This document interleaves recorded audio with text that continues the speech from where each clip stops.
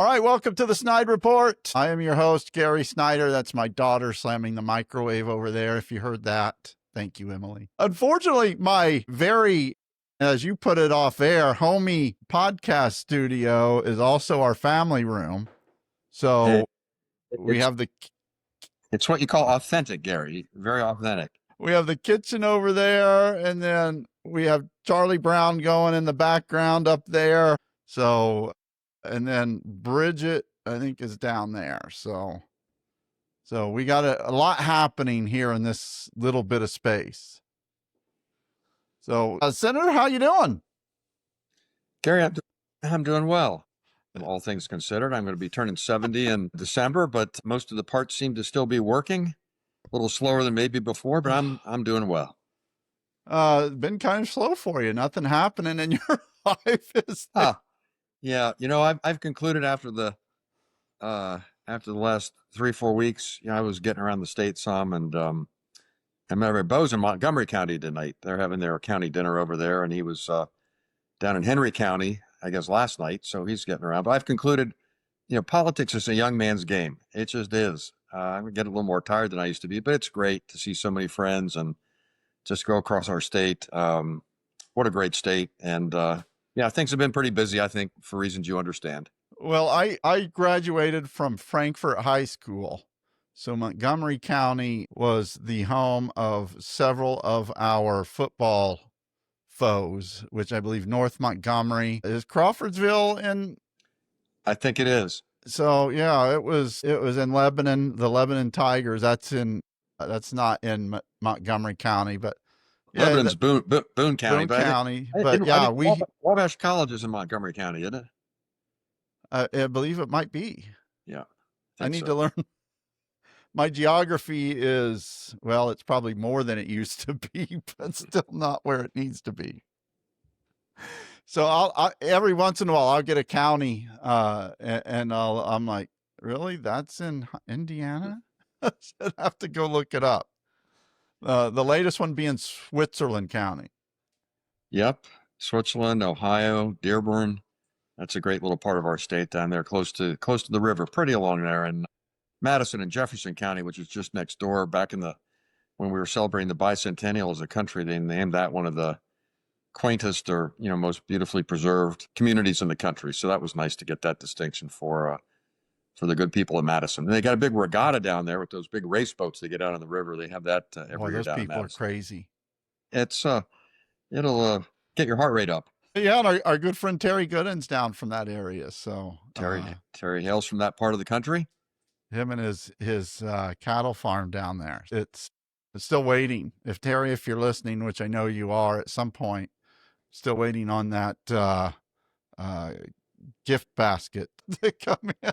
After Susan and I got engaged, and I think this is probably not why you had me on your show today, but the first event we went to was a square dance up in Bluffton, which is Wells County, and then the second one we went to a spaghetti supper down in Madison. That's why that was on my mind, because that was our second trip down there, and she loved that part of the state, and she was first lady. I got a letter from a buddy of mine in Switzerland County, Vive, and he said that Susan had everybody in the palm of their hand because she was there, and when the supper was done, she went back in the kitchen with the other ladies and helped do the dishes. Something else. Amazing lady. As my father told me the day we got married, he said, I outmarried myself. And he was I right. Did too. He was, well, there you go.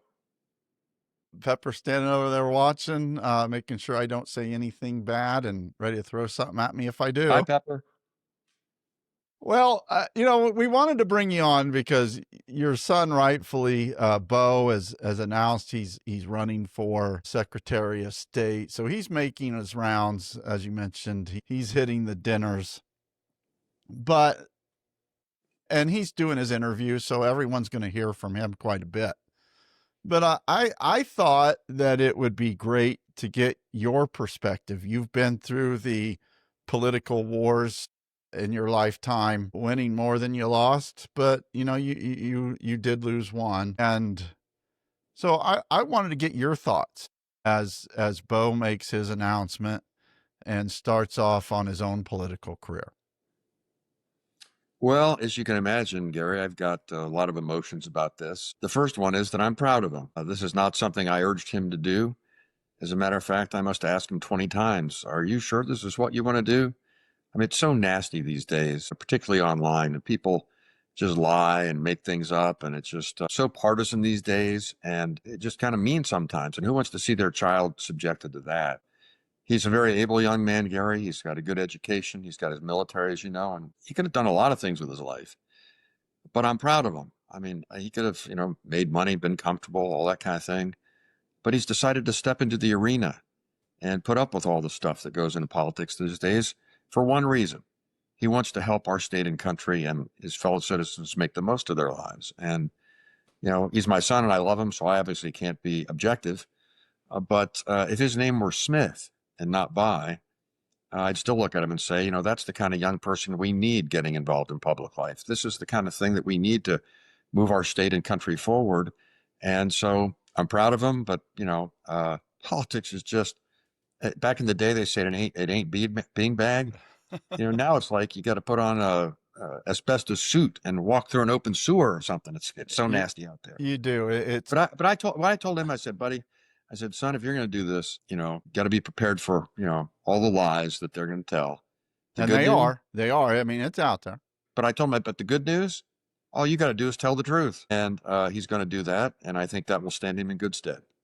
I was talking to you on the phone the other day, and you said you had offered him some advice. And I think it's probably the best advice that anybody, not just a father giving a son or, a political veteran giving a newcomer, but just the best advice, period. And that is, don't read the comments. Ha!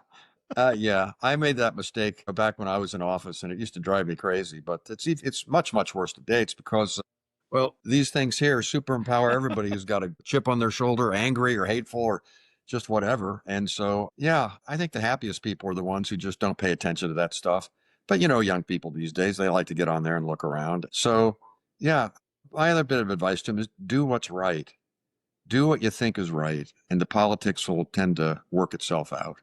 And so, he's a seventh generation Hoosier, born in Indianapolis, Indiana. We brought him home to the governor's office at second day when he was 2 years old. He's on the front page of the newspaper when he was 2 days old, because no governor had a child since 1830. And, he's gone on and worked hard. He was a college athlete, was in the United States Marine Corps, became an infantry captain commanding 200 Marines. He's got a couple degrees from the university. I'm a proud IU guy, so I call it the Indiana University of the East. Some people call it Harvard. He's got 2 degrees. He's an attorney. So he's taken an oath, just like you did, to defend our country. And as an attorney, he took an oath to uphold, the law and the Constitution. So yeah, I'm proud, but what father wants to see? And I'm grateful to him, really. So yeah, he's launched here. And, I want to also mention Nick, isn't it? Right? Yeah, that's his fraternal twin brother. The Colts are 4-1 and he's doing some. They are. Gary.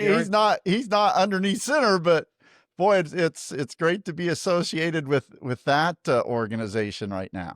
Yeah, it is. He transitioned from the Colts about 3-4 weeks ago. I did not know that. He was there the last 3 years, but he, for reasons that we can discuss later, not in this program, but he decided to he's still in Carmel. He's working in downtown Indianapolis, and he's happily married. And, I think that they're maybe planning on starting a family here at some point in the next year or two. So he thought maybe he needed something a little more stable than professional football to kind of build his family around. But he still stays close. Matter of fact, I got a really nice message from Steve Campbell, who handles he helped us bring the boys home from the hospital when they were born.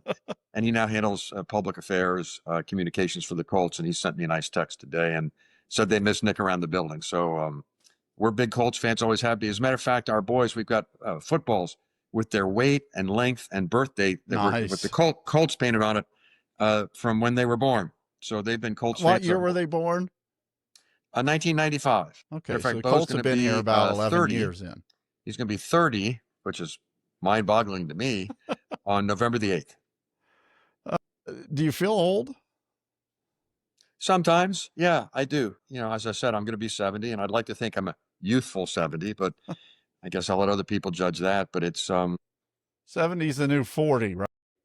There you go. But I'm still pretty active. I've gotten myself, I do steps and, try and jog a mile in addition to walking. And I've ended up giving myself tendonitis in the back of my left leg and my left calf. So that reminds me that I'm not a spring chicken anymore. But, I'm knocking on wood here, Gary. All things considered, I've got a lot to be grateful for. What advice did Beau come to you before he announced? And I guess A, were you in the dark about it on his what he was going to do? And B, what advice did you give him when he said, "Dad, I think I'm going to run for the office you once held, your first office"? Well, we had numerous talks about it. And as I said, I tried to say, are you sure you want to do this? I mean, you know how nasty politics is, and, the nature of our state makes it tough. I see some people out there say, oh, he's a Nepo baby and he's entitled and, blah, blah, blah. Well, I mean, you don't run as a Democrat in the state of Indiana because you're looking for the easy path in life. I Oh. think that's for sure. So, but he's an idealist. And I said, all right, follow your heart. As I said just a few minutes, do what's right. And I said, at the end of the day, after all the, criticism or whatever, all the stressful stuff, focus on trying to help other people, because that's the only reason to run for public office. A lot of people do it for ego. That's not him. A lot of people do it because they love the applause. That wears pretty thin after a while. At the end of the day, the only reason to seek public office is because you want to serve your fellow citizens and try and help them have a little more opportunity, a little more hope, a little more decency in their lives. And that's what he wants to do, Gary. That's why he joined the Marine Corps. Loved our country and loves our country. And I remember his mom had brain cancer at the time, but we went with them. They took signed their papers, and there in the War Memorial in Indianapolis. He was right out of college. He was 19 at the time. Yeah, and then was in the Corps for a while. But do what's right. Focus on, when you put your head on the pillow, think about, have you been able to do some good during the day?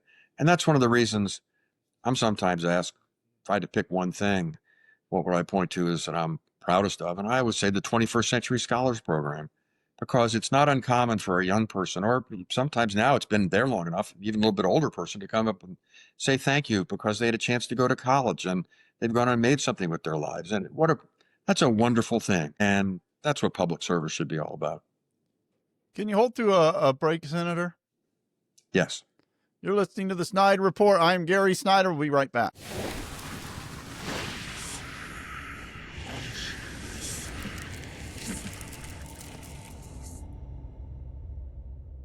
Fort Wayne's National Award-winning Top Haunt to open now through the first weekend of November with Blackout the last weekend, but you will save time and money buying the RSVP timed tickets online. Hysterium.com.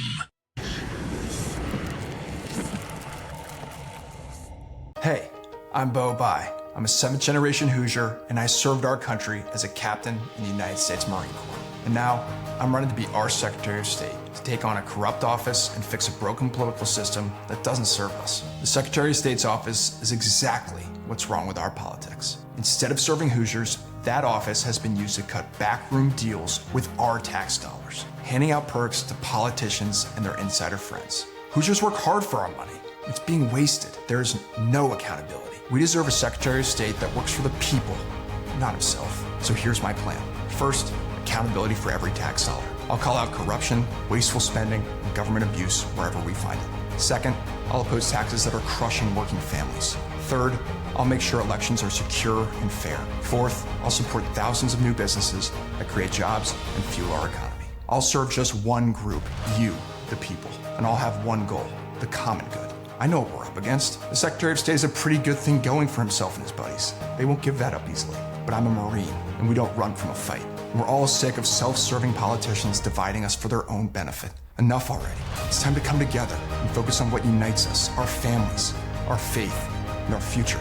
I was raised to believe public service is actually about serving the public, not your party, and certainly not yourself. So I'm calling all Hoosiers of any political party, join me, and together, we'll fix this mess. And the politicians in Indianapolis who forgot who they work for, bring it on.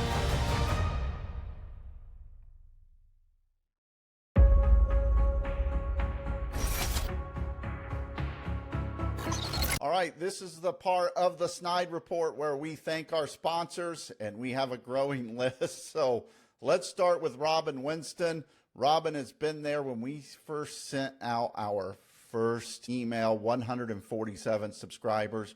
We're now over 108,000. So thank you, Robin Winston, and helping us get the podcast going in the right direction. Next up is our good friend, former Congresswoman Jill Long Thompson. Her book, Across the Aisle, Why Bipartisanship Works for America. Get that anywhere you buy your books. Also, former two-term governor, two-term U.S. Senator Evan Bayh.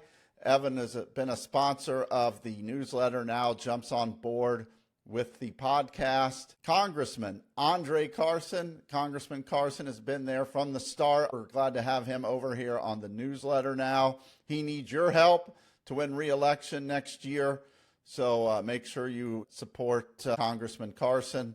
Next up, State Representative Cherish Pryor. Cherish has been there from the start on the newsletter, joining us on the podcast now. So is State Senator Greg Taylor. I want to thank Senator Taylor for all of his support through the years. Next, we have a couple of new sponsors. First up is Indiana Citizen. You want to check out their new project, One Heartbeat Away. Do Christian nationalists have an agenda for Indiana? You know, all you have to do is look at the lieutenant governorship and you can see right away that they do. So thank you, Indiana Citizen. Next up is Jump Laundry. You can visit them at jumplaundry.com. They have home pickup.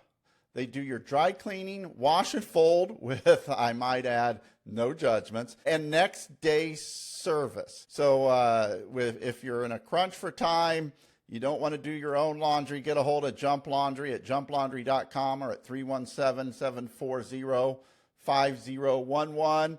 And they will take care of all of your laundry needs.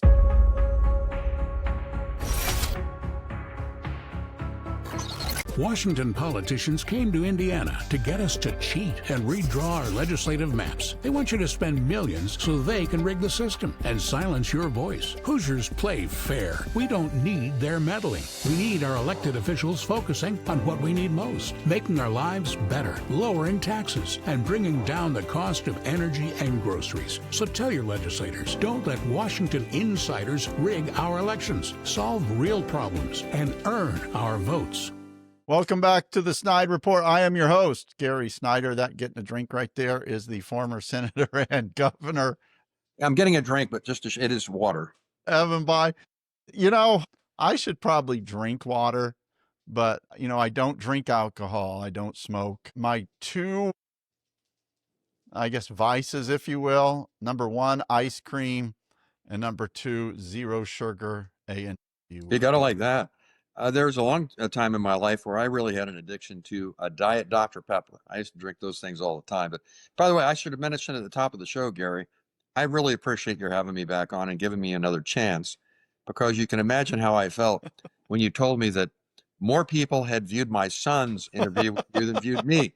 So to everybody watching out there, please have this spread around. So I've got to try and keep up with my son. You know, I think since we brought the podcast back, my biggest video was Joe Walsh, the former congressman. He just blew it away.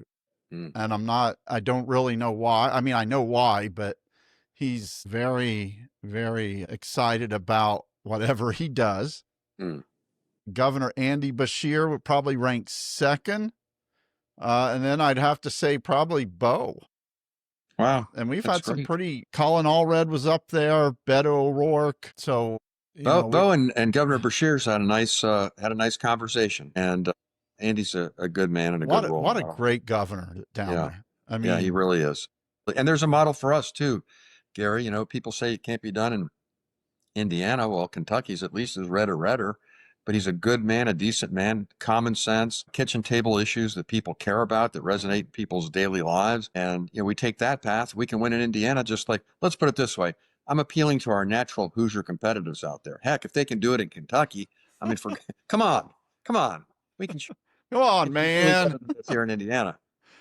And when you look at Kentucky and then you look at Indiana, I think Andy was fortunate because I think the first time he ran against someone that was just a very horrible person. They had a very unpopular governor. He was radical. He slashed education funding and so forth. But you still had to win. You still had to run. And then he won re-election, running against even a more popular Republican on the ticket that time. So he's definitely doing something right. He's focusing on kitchen table issues, affordability. That's the key. And what do they say? He might have a future in this. Let's hope so. Let's hope so.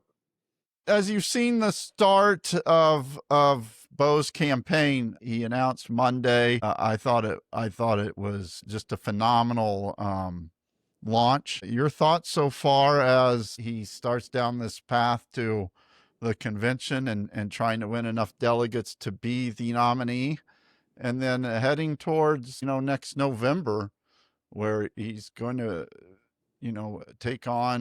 he would take on someone that just has a lot of red flags right now. Well, I think Beau got off to a good start, and he articulated pretty clearly that he wants to change politics as usual here in our state, that it's time that the insiders, the power brokers, the deal makers in the state house, that we don't need that kind of government anymore. We need someone who's going to represent only the people and our common interests. And that's clearly what he's going to stand for. He's got some points of things that he wants to emphasize in the Secretary of State's office, Gary. But frankly, he wants to be a watchdog. If there's wasteful spending, and we can talk about some of that, the Secretary of State's office itself has been an example. I mean, $92,000 luxury SUV, that's a pretty sweet ride if somebody else and taxpayers are paying for it. That's on top of the vehicle he bought for his campaign with campaign dollars. Well, you got that. And well, hey, but we can go through the list, but there's it's a long list, but come on, we just don't need, we can do better than this. Safeguarding people's tax dollars, not giving, no bid contracts to your top political donors. That's not right. Anytime the legislature has to come along and change the law so you can't do what you're doing anymore, right. Nobody should have had to tell you in the first place. Come on, it's just not right. We don't do that here in Indiana. So I think he had a good launch. His video, I think, is good. It was viewed by, well, technically by more than 1 million people, but the folks who look into this say that 170,000 watched it all the way to the end. Some of the other ones just watched part of it, but that's pretty good. He's trending on Facebook, so he's got all that going. But mostly, it's a positive message. And the other thing, Gary, is bringing people together. And what I've been encouraged to see are the number of independents and sensible Republicans who know we can do better, who've reached out or made comments, and even making contributions and say, look, we know our state is well served and we have good candidates on either side. That brings out the best in everybody. So I think Beau's going to have a broad appeal, certainly within the Democratic Party. I think there's going to be a tremendous rallying around there. But Hoosiers as a whole, and I think he's got a good winning message, being a watchdog against waste and corruption and trying to bring people together in a bipartisan way to move our state forward together. And I think some of these attacks, they're kind of desperate, really. It's almost laughable. And it shows me that they're worried. I mean, they've controlled everything. They control everything. And these power brokers and the deal makers, they look at that and go, hey, this young man may be taking our punch bowl away here. And they don't like that. So, but some of the stuff they're saying is just, it's almost laughable. And I think, frankly, it's also politically kind of foolish, but let them go. When you mentioned Republicans, because one of the things that I have seen, I pay attention to social media. Me and my wife, or my wife and I better speak correct English here. We pay very close attention to social media. It's what we do for a living. And the number of Republicans that I have seen, people that literally hate me because I am a Democrat and I do spread, Democrat cheer a lot of the time. Not all, but most of the time, are jumping on that bandwagon. And to me, that's the most impressive part about this so far. It is. And I think that shows the depth of the desire for change, sensible change. It's almost as if Republicans have been saying, give us somebody decent. We know this isn't right. We know we can do better. But you Democrats got to give us somebody who's sensible, who's advocating common sense issues, those kitchen table issues, affordability issues that Andy Beshear has emphasized in Kentucky. And, I know most Hoosiers care about cost of health insurance, cost of groceries, cost of gasoline, those kinds of things. And if we focus on that, I think we can have a great appeal, because based on the data I've seen, about a third of Republicans are willing to come over if we give them a candidate that they can look at and say, yeah, that's a Democrat I can go for. And I think that's what Beau represents. One of the main criticisms that Republicans, and I'll say this, because right now he is living rent free in their head when they're trying to make an issue of, well, he hasn't lived here his whole life, he's not a real Hoosier, which is unbelievable. And I wrote about this today. He is living rent free in MAGA land right now, because he is all over their feeds. And you've probably never ran into this, but I ran for Congress in a 60-40, 65-35 district where my opponent just ignored me. Right. I mean, didn't mention my name, wouldn't show up to do a debate on TV, just ignored me. And so I knew he wasn't worried. They're afraid. They are almost frantic in their attacks on him right now. Well, I'm glad you mentioned it, because first of all, it's because they're afraid. They've been feeding off the taxpayers and getting the sweetheart deals in the State House for a long time. And they're asking themselves, good Lord, what are we going to do if that goes away? But, the particular attack you mentioned, it's not only wrong, it's almost laughable, but it's also politically just really stupid. So it's not far be it for me to give them political advice, but if they want to destroy themselves, let them go. But as I mentioned, Beau was born in Indianapolis, Indiana. We brought him home from the hospital. It was on the front page of the Indianapolis Star. Now, we lived in the governor's residence for a year and a half, then over on Washington Washington Boulevard in Indianapolis, 4821. And I was given the honor of representing us, being elected to the United States Senate when he was 3.5 years old. Now, Beau really wanted to go out and get his own apartment at that age, but his mom and I thought that maybe that was being a little bit too precocious. So at the age of 3.5, at the age of 3.5, Gary, guess what? He went with his family to represent the state of Indiana. He then went to college. He played a sport. Matter of fact, a sport I knew nothing about, did lacrosse. Can I, Dad, do a little bragging here? Absolutely. Inside Lacrosse magazine ranked him as the 90th lacrosse player in the country his senior year.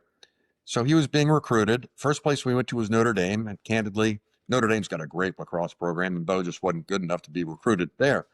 But the second place we went was Harvard. We were scheduled to go to Michigan next. And we kind of thought, well, Harvard's a pretty good school. If this coach wants you to play here, maybe you should do that. And so the coach met with them and said, yeah, your grades are good enough to get in here. I want you to play here. So they shook hands and all that, which, as an IU guy, the thought of him wearing that Michigan helmet. Yeah, I'm kind of glad he ended up at Harvard. But then, so right out of college, then what does he do? As I said, he enters the United States Marine Corps, takes his oath in the Indiana War Memorial down on the plaza in Indianapolis. And that was his home duty station the whole time he was in the Corps. He then goes back he had summer jobs at Cummins and a good law firm in Indianapolis, Barnes & Thornburg, et cetera, et cetera. But the bottom line, Gary, is he's been a Hoosier his entire life, 7th generation Hoosier, lives in our state, homeowner in our state, pays taxes in our state. I mean, this is just really dumb. But it's also every once in a while in politics, you think you've seen it all. And then you see something else that you just go, oh my God, they're doing what? So they really want to make this a contest. I see that the current Secretary of State, Diego Morales. Where's he from? Well, was attacking Beau Bayh, saying he's from the East Coast. Okay, let's see. Where was Diego born? Not Indiana. Not Indiana. Nothing wrong with this, but he didn't come to the country until he was 18 years old. Was like Beau, he going to the state fair when he was a boy? Was he going to Colts games and Pacers games and IU games? How about going to the Indianapolis 500 to the Brickyard like Beau did when he was a young man and a boy? And we can go on and on and on. The young man's great-grandfather's in the Indiana Basketball Hall of Fame. There's a street in my hometown of Terre Haute, Indiana, named for the family. I mean, for God's sake, they really want to make this a contest between who's more Hoosier, Beau Bayh or Diego Morales. I mean, that's just dumb. But there they go. I'm literally scratching my head when I see this. And there was state representative Kyle Pierce. He seems to be one of the main antagonizers. And I'm like, what do you have against Hoosiers serving their country? When you go out and serve your country, are you no longer a Hoosier? I mean, Well, that's all true too, Gary. But I can tell you, when you grow up in a family and one of your parents is representing your state in Congress, it's almost like you're an ambassador to a foreign country, because that's kind of what Washington is. But you become even more intensely devoted to where you're from because you're carrying that flag. Heck, we used to sing the IU fight song. I used to sing that to them when they were little boys. I mean, they've grown up as Pacers fans and Colts fans. And, I have tried to make them Hoosier fans because although my dad was a Purdue guy. In any event, it's just kind of mind boggling. And it tells me if that's the best they've got, bring it on. all right. So IU travels to Oregon, top 10 matchup this week. How much of that fight song do you remember? Indiana, oh, Indiana, we're all for you. We will fight for the cream and crimson and the glory of old IU. Never daunted. I don't want to scare your audience. I could go on, and then we can sing the alma mater. Come and join in song together. Shout with might and main. Our beloved alma mater, sing her praise again. I can go on.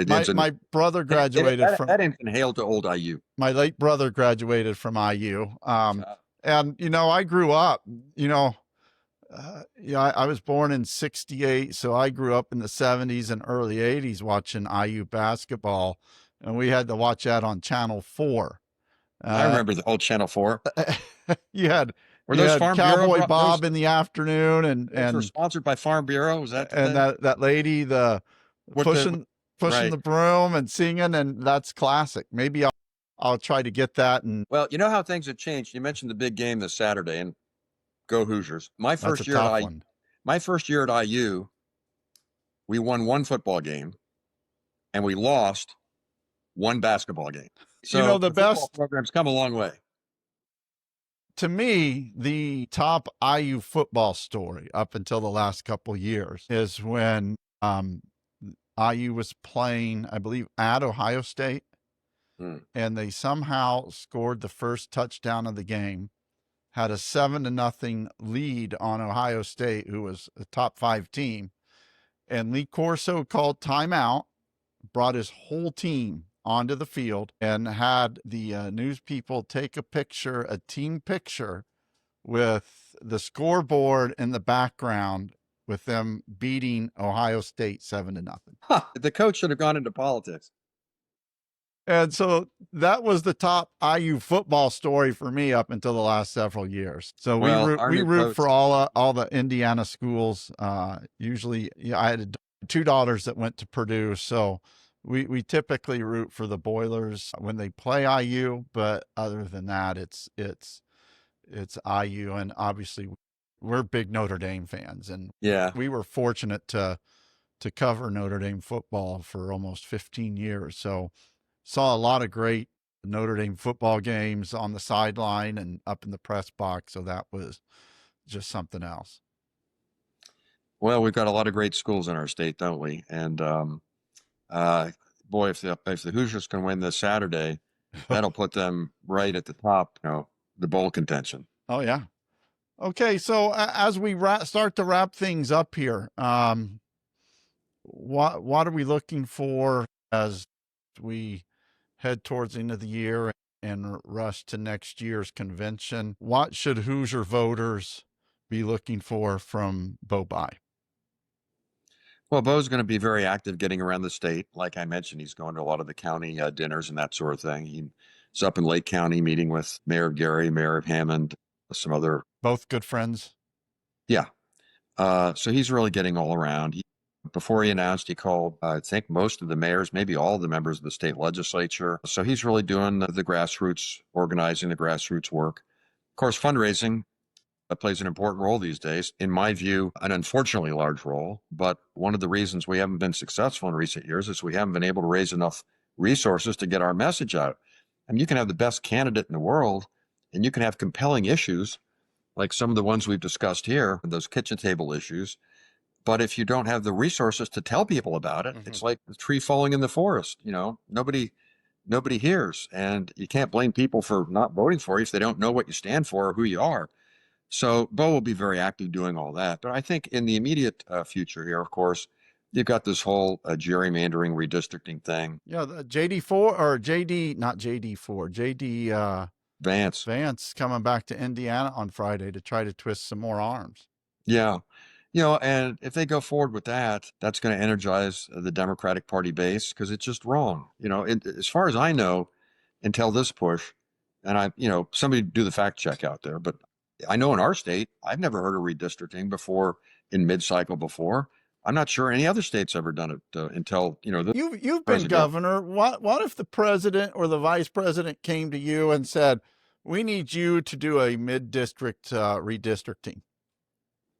I mean, first of all, none of the presidents I ever served with, a Democrat or Republican, would ever consider such a thing. Right. And I'd find a polite way to say, Mr. President, thanks, but, no thanks.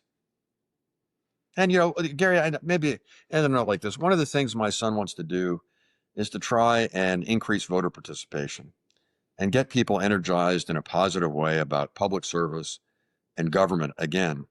And as you know, we had, I think, like 1.6 million voters who didn't show up last year.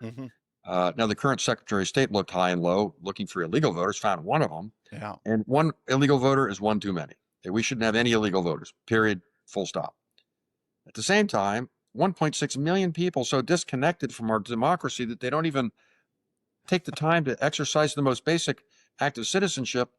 We need to do something about that. And it's the ultimate cynical thing when people look at this and they say, these politicians in the State House, they're doing something extraordinary here. And it's not to fix the roads. It's not to deal with the cost of my health insurance or the cost of my groceries or the gas. Which is going up. It's all going up. Ways here. Yeah, but they're not addressing any of that. It's just some insider deal to take care of themselves. So is it any wonder that people become cynical and apathetic? And that's one of the reasons that Beau's going to be pushing an idea that they have in Ohio, in some radical places like Ohio, Missouri, Florida, some other states. And that's the idea of voter referendum, where with appropriate safeguards, some of these, the most important issues we face can go directly to the public so that the voters who say, I don't trust any of these politicians, they're all liars, they're all corrupt, they're all whatever. Well, if they have a chance to actually vote themselves to decide a major issue, maybe that'll get them out and get them involved. Absolutely. Because if we have to, we can go around the politicians and go straight to the public. And he was talking to a reporter today. He said, well, I don't know about this. It's just going to have expensive TV campaigns, try and influence the public and stuff like that. My son's response was, well, look, math wasn't my strong suit, but my guess is that the rich special interests will have an easier time influencing 150 people in the legislature than they will 4.8 million voters. So let the public decide. That's a pretty good idea. And maybe we can start turning around some of this apathy that this whole gerrymandering thing, it's only going to reinforce the cynicism and the disgust with politics because they're not addressing the things that really matter in people's lives. I challenge your viewers out there, go out onto the street, stop 10 people and ask them to mention the 5 things that are challenging in their lives, that are holding them back, that are keeping them from fulfilling their dreams. I bet not a single one of them will say, oh, the congressional districts, the way they're drawn, that's holding me back. Boy, that's keeping my family from having more opportunity. Boy, if we'd only redistrict the state, just think how that's going to bring my healthcare costs down. I mean, come on. This is another example of politicians just behaving badly, and it does nothing but undermine the credibility of the whole system, unfortunately. And that's why we need a young reformer to get in there and call this kind of stuff out. And I know that Beau has hit a sweet spot here, and get your quick reaction to this, because I see the Republican Party calling him an East Coast liberal. And I hear I see the progressive wing of the Democrat Party calling him a Republican. So that tells me he's just about right. Well, look, I'd say a couple of things about that. My son is not an ideologue. He doesn't view this as left versus right. He views this as what will work, what will actually make a difference, what ideas can actually help people afford the cost of living that they face, what can actually make the roads better, what can re-energize and reinvigorate our democracy. He wants to know what will. He's a pragmatist, Gary. He's not an ideologue. And so that's just a false criticism. And to the members of my own party, I'd say this. I mean, for how long have we formed, what's the old joke about Democrats? When we form a firing squad, we form a circle. I mean, for goodness sake, we need to have a big tent. And I don't know about you and Pepper, but I was happily married for 35 years. I had a wonderful wife. I mean, we loved each other and I miss her every day. But we didn't agree on everything. I don't know of any family, any business, any civic organization, any kind of group where people agree on everything. And so let's not make the perfect, the enemy of the good. If you agree with Beau on 70, 80, 90% of the issues, well, that's better than the zero that you're currently getting. And so we got to think, we got to think about this. We can't keep going the way we're going because the other side, the people that, and I say this and I love the energy. I love the passion. I wish we could bottle it. We'd never have an energy shortage again. But we also got to, activate our noggins here and say, we got to, before we can make a difference in people's lives, you got to win elections. My wife, our political discussions have transformed over the years because my wife was the 3rd District Libertarian candidate for Congress in 2016. So you can imagine how some of those conversations went. Well, that's what I say. Having good, healthy, vigorous debates, that's a good thing. And we should embrace all that. But at the end of the day, we really need to come together because shame on us if we just, fight amongst ourselves and to deliver the people who we know are not doing what they need to be doing for the people of Indiana. If we enable them to win because we're so divided amongst ourselves, it would be unfortunate for the people of Indiana. Last question for you. I think I brought this up in a phone conversation. One of the things that I'm seeing a lot of online is the amount of women that are volunteering to be Beau's girlfriend. Huh. Well, I'm happy to tell you there is just a floodgates opened, and the amount of women that are volunteering to accompany him to a dinner to Well, let me just say this, Gary. It's a problem that his father never had. So I don't know what kind of advice I can offer him on that, except that it's got to be pretty hard, when you're in the public eye and that kind of thing, and particularly politics. I mean, how do you have a social life without, it's a hard thing. So I don't know how he's going to handle that, but he's a fine young man. And as I tell people, Gary, he has all of his mother's virtues and none of his father's faults. And he's doing this for all the right reasons because he just wants to help our fellow citizens, Hoosiers and Americans. And, I admire him for that. Thank you, Senator. Gary, thank you. This is the SnydeReport. I'm Gary Snyder. He is not. He is former Governor and Senator Evan Bayh. This is the SnydeReport, and we are out.